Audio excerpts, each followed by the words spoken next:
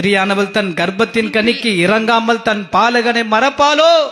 அவள் மறந்தாலும் நான் உன்னை மறப்பதில்லை.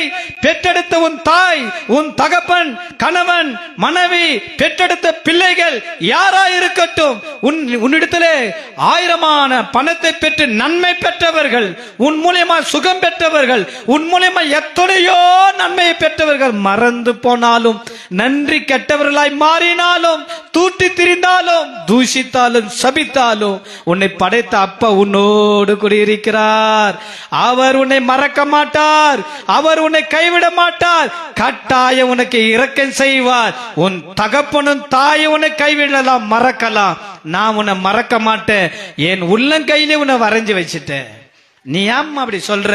என் மகனே, என் மகளை என் மறந்துட்டு நீ ஏன் சொல்லுகின்றாய்? நான் உன்னை எப்படி மறப்பேன்? என் உள்ளங்கையில உன்னை பொறித்து வைத்திருக்கிற, உன்னை பிக்ஸ் பண்ணிட்டேன். என் உள்ளங்கையில உன்னை வச்சுன்னு இருக்கிற, என் உள்ளங்கையில உன்னை தாங்கி கொண்டு இருக்கிற. நீ ஏன் இப்படி சொல்ற? பிரச்சனை வருதுனால, வேதனை வருகிறதுனால, வியாதி, வலி, கஷ்டம் உன்னை அமிழ்த்துகிறதுனாலே, உன்னை வேதனைப்படுத்துகிறதுனாலே, இந்த உலகம் உன்னை துரத்துகிறதுனால, கடன் தொல்லைகள் உன்னை நாளுக்கு நாள் உன்னை அமிழ்த்துகிறதுனாலே சொந்து போயிட்டியா? பிரச்சனை தாங்க முடியாம மனுஷன் தான் இப்படி, கர்த்தர் என்னை கைவிட்டாரு என்று நீ சொல்லுகிறாய். மகனே, மகளே, ஒரு நாளும் அப்பா உன்னை மறக்கவே மாட்டார்.